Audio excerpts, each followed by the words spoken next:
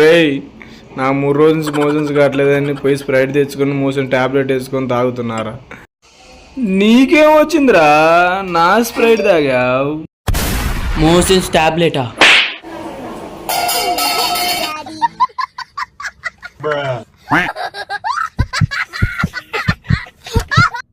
ఎన్ని తేడా కొడుతుంది, కడుపులో కూడా అంటుంది. అమ్మో అమ్మో దీనమ్మ స్ప్రైట్.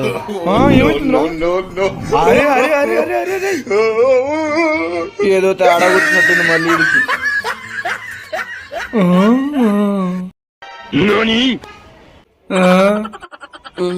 అమ్మో ఏమైందిరా? ఇప్పుడు మామూలుగా ఉందా?